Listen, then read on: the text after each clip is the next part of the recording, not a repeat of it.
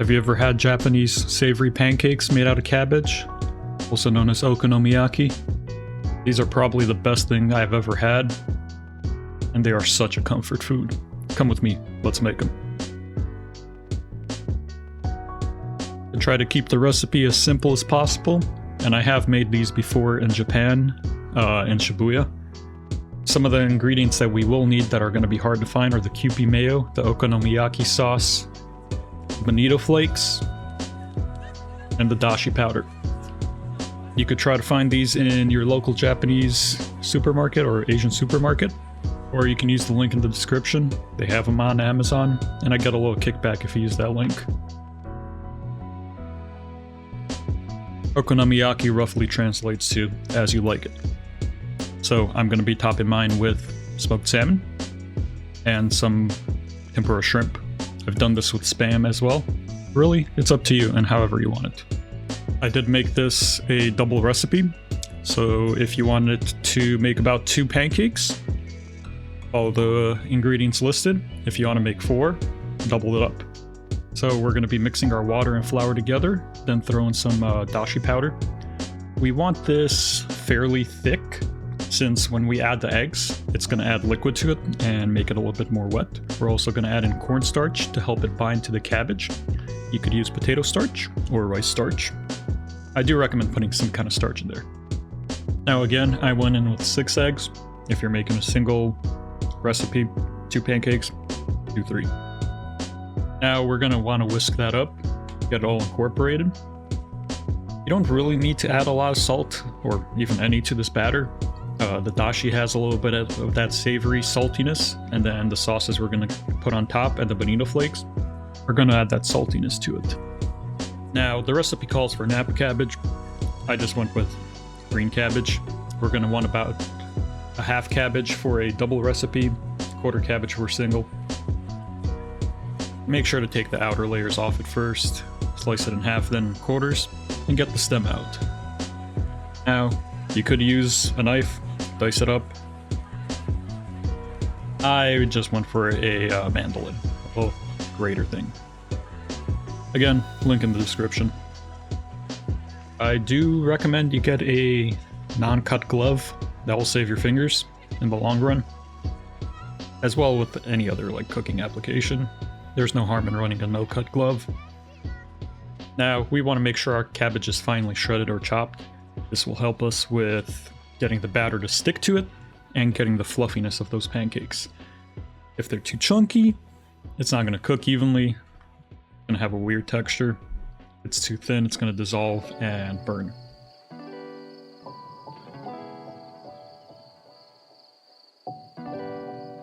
Next, we're going to go in with our green onion, get the tails off, and then just dice them up. We're going to want to use about half of the whites and half of the greens in the batter, saving the rest for the topping later.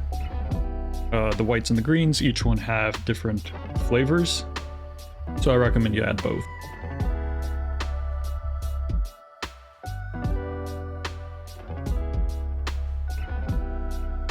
Now, when we mix our batter, we're going to want to make sure we add in our cabbage slowly. That's going to help us get a nice, consistent mixture of cabbage and batter. If you add it all at one time, you're going to have dry spots throughout. Or you're just going to have to mix more. What I love about okonomiyaki is it's a fairly easy dish to make. There's not a lot of complex steps involved. There's not a lot of complex ingredients involved. The main base is cabbage and green onions. It's something that, if you're craving, you can probably whip these up in 30 minutes.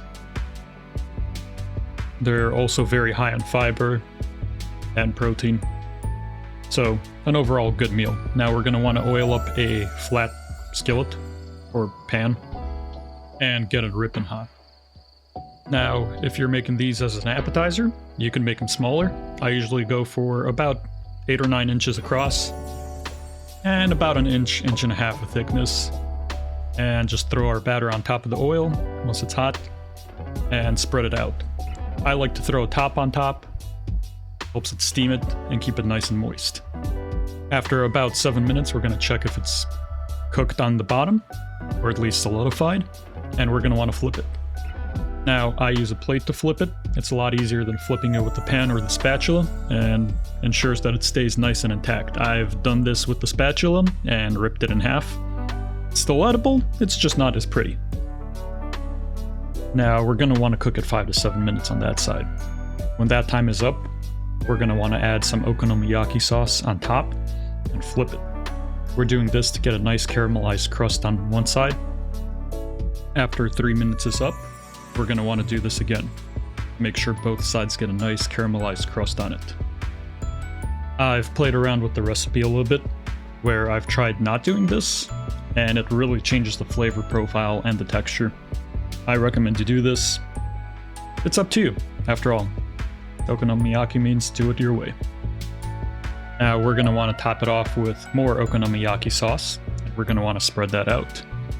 What's cool is they usually have the recipe on the back, so it makes cooking it a lot easier. Next, we're going to want to get our Kewpie mayo and drizzle it in straight horizontal lines. Or at least for making the pattern that I choose to do, we're going to want to do straight lines. There's a couple patterns online that you can find. Now, you could just drizzle it on top and not care about how it looks. I'm personally doing this because I'm a perfectionist. Then we're going to want to use our remaining green onions on top. And probably the most important part of this dish is we're going to want to put bonito flakes on top. It's really just dried fish. I've seen these at Whole Foods, but it's an American brand and I'd rather go for the authentic stuff.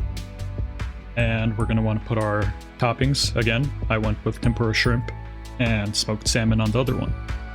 I love watching the bonito flakes dance as the steam heats them up and they slowly begin to rehydrate. It always looks so weird and creepy, but I can assure you, they're not alive. What honestly I didn't expect to be a good combo was candied smoked salmon. It adds that nice fishiness to it, but it also has like sweetness to it. Overall, I'd really recommend that as a topping more so than the tempura shrimp that I got. Also, Spam is a really good one. I've recently made this with Spam. Honestly, hands down, the best one I've had.